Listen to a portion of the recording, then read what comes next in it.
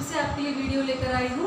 आज हम जो है अध्याय 2 पढ़ेंगे, जिसके अंतर्गत हम पढ़ेंगे अधिकार। हमारा जो टॉपिक है, हमारा जो पाठ का नाम है वो है भारतीय संविधान में अधिकार। कौन कौन से अधिकार हैं लगभग हम सभी जानते हैं। मौलिक अधिकारों की बात यहाँ पर हो रही है। अब सबसे पहले हम जानेंगे कि अधिकारों का महत्व क्या है, अधिकार क्यों जरूरी है, क्यों होना चाहिए और सभी संविधान में ये इतने इम्पोर्टेंट क्यों है।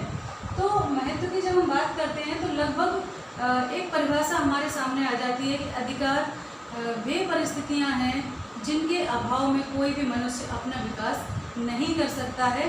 तो इस पुस्तक में आप देखेंगे 2 उदाहरण दिए हुए हैं। सबसे पहले है 1982 के एशियाई खेलों का है। जब 1982 में एशियाई खेल हो रहे थे तो बहुत सारे निर्माण के लिए और सारे काज के लिए, सारे आयोजन के लिए बहुत बड़ी संख्या में जो है श्रमिक लगाए गए थे। तो जो समाज वैज्ञानिक थे कुछ लोग, उन्होंने आपत्ति उठाई थी कि आप इतने बड़े स्तर पर जो है इसको आयोजन कर रहे हो, लेकिन इसमें जो श्रमिक वर्ग लगाए गए हैं आपने, उनको ना तो उचित मजदूरी दी जाती है, ना ही मानवोचित दशाएं हैं, जो उनकी कार्य करने की दशाएं हैं वो भी अमानवीय हैं। तो कहने का अर्थ है कि इसको बेगार की श्रेणी में रखा जाएगा। इतनी कम मजदूरी में आप किसी से काम करा रहे हो तो वो बेगार की श्रेणी में आता है। और उन लोगों ने लेके रिट लगा दी थी कोर्ट में, और सुप्रीम कोर्ट ने उसके डिसीजन जो है उन श्रमिकों के फेवर में दिया था और उनको मानना पड़ा था आयोजन समिति को। तो कहने का अर्थ है कि वो काम की वो मानवोचित दशाएं हो, एक उचित मजदूरी की दर हो, ये सब किसमें आता है, मानव अधिकार के अंतर्गत ही आता है। ठीक है। दूसरा जो एक उदाहरण है, एक मचन लालुंग करके 23 वर्ष का युवक था, जो असम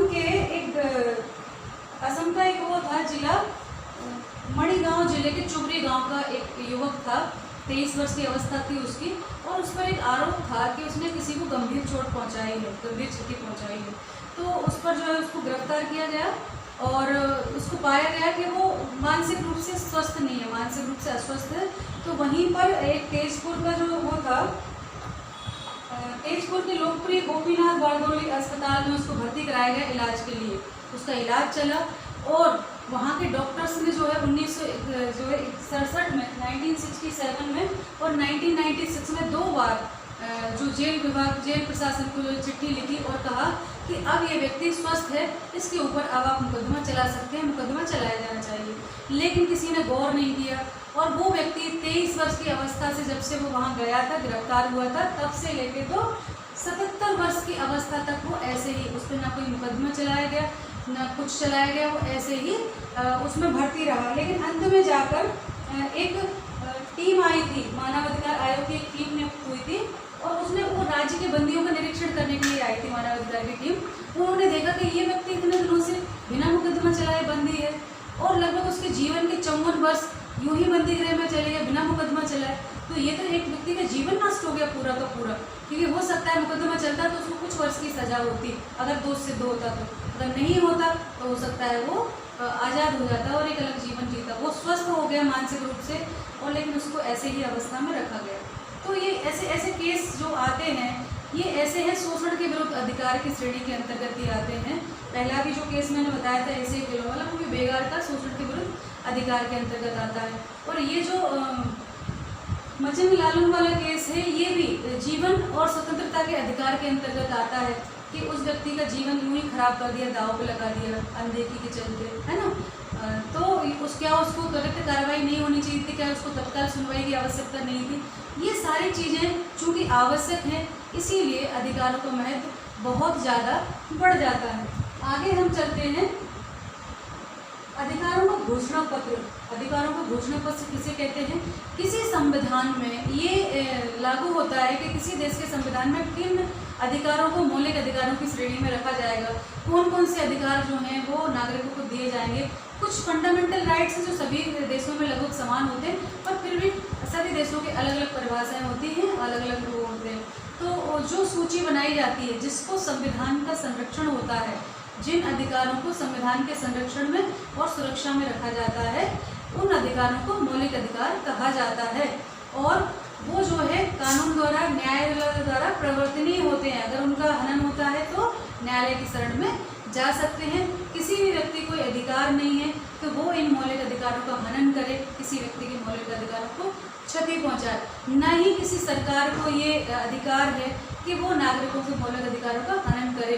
यदि कोई व्यवस्थापिका या कार्यपालिका या न्यायपालिका के किसी कृत्य से किसी व्यक्ति के मौलिक अधिकारों का हनन होता है तो ये गंभीर अपराध की श्रेणी में आता है। और लगभग सभी जगह जो है अलग अलग अधिकार दिए गए हैं। हमारे यहाँ भी 6 मौलिक अधिकार प्राप्त हैं और उनको सुरक्षा दी गई। तो मौलिक अधिकार जो है कब से शुरू हुए हैं, वो ये अचानक से नहीं आए हैं। लगभग स्वतंत्रता आंदोलन के समय से ही इन अधिकारों की मांग उठाई जाती है। तो भारतीय संविधान में मौलिक अधिकार तो लगभग 1928 में मोतीलाल नेहरू जो थे उन्होंने पहली बार अधिकारों के घोषणा पत्र की मांग उठाई थी कि ऐसे कोई अधिकार होने चाहिए जो व्यक्ति की गरिमा को, उसके मानव होने की उसका धारणा का सम्मान करते हों। तो वहीं से शुरुआत हो गई थी। आगे चल के गांधी जी ने भी ये बात उठाई, है ना। तो ये सारी चीज़ें स्वतंत्रता आंदोलन के साथ साथ चली और अंत में जब संविधान सभा का निर्माण हुआ तो सभी लोग इन बातों पर, इन मुद्दों पर एकमत थे। कोई भी इन पर अलग अलग राय नहीं दे रहे थे। और तब तक जो भारत की स्वतंत्रता से अंतरिम सरकार, जब से ये संविधान सभा गठित हुई थी, कैबिनेट मिशन योजना के तहत हुई थी, तब तक ये सारा 1935 के शासन अधिनियम द्वारा ये सारा सब कुछ चलाया जा रहा था। और मौलिक अधिकारों के ऊपर जो सारे संविधान सभा वाले थे, किसी का कोई मतभेद नहीं था, सभी एक राय थे इस मुद्दे पर। ये महत्वपूर्ण थे। अब बात करते हैं कि मौलिक अधिकारों में और सामान्य अधिकारों में क्या अंतर है। तो चूंकि सामान्य अधिकार जो होते हैं वो एक कानून बनाकर खत्म भी किए जा सकते हैं, लेकिन मौलिक अधिकार वो अधिकार होते हैं जिनको संविधान का संरक्षण प्राप्त होता है, उनका संरक्षक संविधान होता है और उनको खत्म नहीं किया जा सकता। अगर उनमें कोई संशोधन करना है तो संविधान में संशोधन करना पड़ेगा। उसके अलावा कोई चारा नहीं है कि मौलिक अधिकारों को समाप्त कर दिया जाए। तो इस तरह से मौलिक अधिकार आम अधिकारों से अलग होते हैं। और मौलिक अधिकारों की अपन बात करें कि विधायिका या कार्यपालिका या न्यायपालिका किसी भी तरह से भी अगर इनका हनन होता है तो कोर्ट में इसकी सुनवाई होती है और न्याय मिलता है व्यक्ति को। ठीक है। अब यहाँ एक उदाहरण दिया था इस किताब में दक्षिण अफ्रीका के अधिकारों के बारे में। तो 1996 में जब रंगभेदी सरकार का अंत हुआ दक्षिण अफ्रीका में और उस समय गृह युद्ध चल रहा था, जब वहाँ पर संविधान लागू हुआ दिसंबर 1996 में, तब जाके वहाँ अधिकार जो है शामिल हुए और वो कुछ मूलभूत अधिकार थे, स्वतंत्र संपत्ति, स्वतंत्रता, जीवन का अधिकार, है ना, शोषण के विरोध, ये सारी चीज़ें सभी संविधानों में लगभग सम्मिलित की गई हैं। तो यहाँ हम चर्चा इसलिए कर रहे हैं दक्षिण अफ्रीका के संविधान की कि हम तुलना कर सकते हैं क्या भारत के जो अधिकार हैं, मौलिक अधिकार हैं, वो दक्षिण अफ्रीका के मौलिक अधिकारों से क्या तुलना करते हैं कि क्या दोनों मैच खाते हैं, कौन कौन से अधिकार इससे मैच खाते हैं, कौन से नहीं खाते। तो हम चलते हैं सबसे पहले दक्षिण अफ्रीका के अधिकार कुछ होते हैं। गरिमा का अधिकार, निजता का अधिकार, है ना, श्रम संबंधी अधिकार, व्यवहार का, कैसे व्यवहार किया जाए, स्वास्थ्य, भोजन, पानी, सामाजिक सुरक्षा, बाल अधिकार इत्यादि इत्यादि। तो लगभग ये इनमें से बहुत सारे अधिकार जो हैं भारतीय संविधान में भी शामिल किए गए हैं, है ना। तो लगभग ये मूल अधिकार जो होते हैं सभी देशों के एक जैसे ही होते हैं। हमारे भारत में जो है भारतीय संविधान में जो अधिकार हैं वो पहले 7 थे, अब 6 हैं।